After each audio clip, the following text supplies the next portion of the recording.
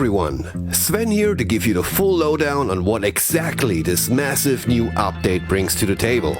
As we have always said, Outriders is not a live service game, although we have constantly updated and improved the player experience and focused our attentions on the core game to ensure players receive the game they deserved and we intended.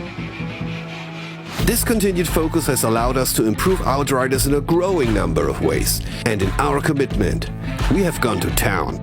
Now, a few short months later, we'd like to lift the hood on how we improved Outriders and show you exactly what we've been working on. Okay, let's take it from the top.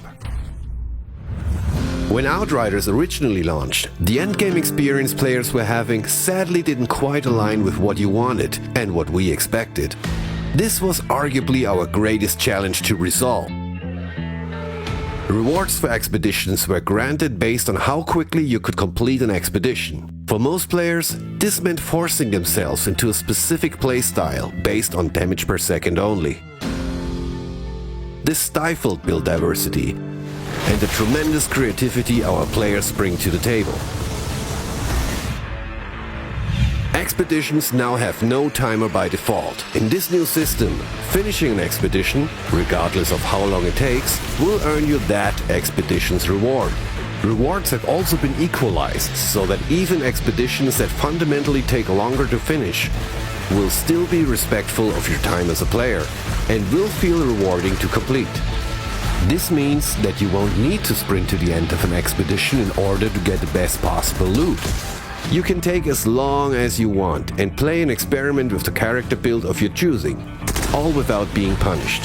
You can still run a timed expedition if you prefer, but this would be only for bragging rights, not for improved rewards. At launch, grinding for legendary gear wasn't fun and didn't feel rewarding enough, even when playing on the highest difficulty levels. It was also very hard to find specific items due to the random nature of the system. Since then, we've implemented a 100% increase to all legendary drop rates, globally. We also developed an anti-duplication system, which reduces the likelihood of players getting items they already own. Furthermore, another change made to expeditions that will benefit legendary loot hunters is the final mission. The Eye of the Storm will now grant you a pick-and-choose legendary item reward upon completion. You'll be able to choose one of 3 gear pieces, with your options being randomly pulled directly from the full loot pool. Finally, we've also made Tiago more useful. Tiago's shop now offers options for a mystery legendary purchase, and you can spend drop pod resources to re-roll this elite offer. Getting all the legendary gear in the game is all well and good, but what if you want to look a certain way, but your build relies on mods or a set bonus that is only available on a certain piece of gear? It's one of the most requested features from you so far. We've added transmogrification, which will let you change the visual aspect of an item to that of another item of the same type. For weapons, it also includes all sounds. Pretty cool, huh? Transmogging is entirely free. No convoluted systems, microtransactions or in-game resources required, and there's no limit to how often an item can be transmogrified. As soon as you've acquired an item, you will also acquire its transmog design. Your transmog library spans across your entire account, meaning it collects designs from all your characters in your roster into one pool. Let's check out a few examples. Say you really love the look of your Devastator legendary gear set, but you just wished your badass Trickster could wear it, while maintaining your perfect Trickster build. With just a few clicks in a visual customizer, your wish can now become a reality. After changing the look from the Trespasser set to the Marshal set, your Trickster build with all its abilities is still the same, but now you're sporting a mean Devastator look. Anomaly Effigy is an effing awesome shotgun. But sometimes it's one of those days where you just don't feel like carrying around a bulky animal skull, feather, thing.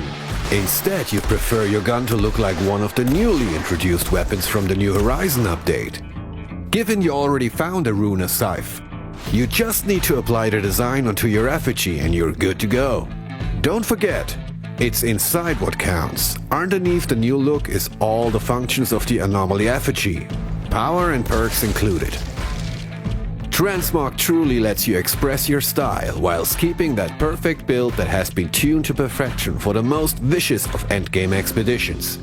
If you want to run into the eye of the storm with rusted gear, do it! If you missed that first legendary gun you sported, bring it back. If you have the Hellranger's pack and want your pyro to look like a badass biker, well, you know the drill by now. Head to the visual customizer and raise some hell. We also don't want you to lose track of what items you already transmogged in your inventory. That's why customized gear will be marked by this new symbol. Another important note, you do not have to dismantle any gear to acquire the design for it. As soon as it pops up in your inventory, it'll be part of your transmog collection. Can you fill and complete your transmog library? To get you started, and in celebration of the New Horizon update release, we have another little cool something for you. Everyone logging on this week, and that means new and existing players, will receive a unique legendary armor piece.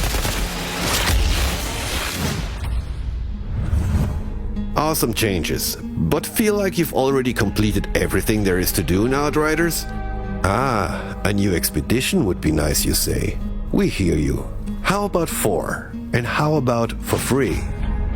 We added 4 brand new and massive expeditions, taking you to previously unexplored areas of Enoch, each featuring an exciting mini-story, connecting you with characters and events experienced in the main campaign. Molten Depths will send you back to Eagle Peaks. When a drop pod signal activated, Dunham investigated and found a hidden power station.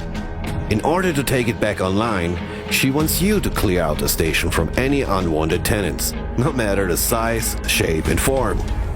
The City of Nomads will confront you with a character who is haunted by the sins of his past. Very aware of his dark history, you decide to help him in protecting the old Pax village Uketu Atara. In the Marshals Complex, Corrigan, the great Grand Marshal himself, asks you to reclaim a facility near Deadrock Pass, taken by insurgents. It won't take you long to discover that this facility is anything but just another insurgent camp. Last but not least, the Wellspring.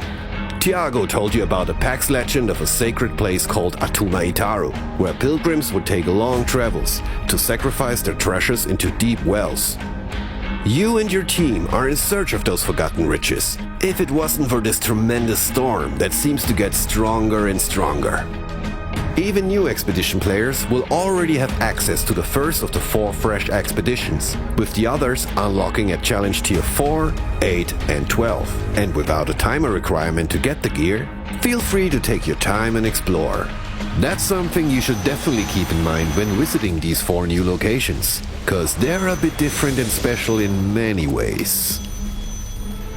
But wait, there's more. Here's a very fast recap of the many changes Outriders has undergone since launch, and that you can look forward to when returning to Enoch as part of the New Horizon update. Yeah, I know, you just love to hum along to the tune of the opening video, but we reckon you've probably seen the intro one too many times now. Check it out. With the New Horizon update, you're able to skip it and get into the game much quicker now.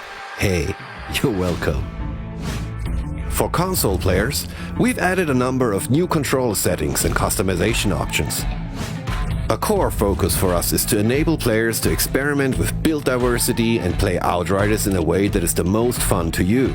Using this as our guiding philosophy, we focused on buffing players, gear and skills for all 4 classes. If you stop playing shortly after launch and are only getting back into the game now, you will feel tankier and will deal more damage.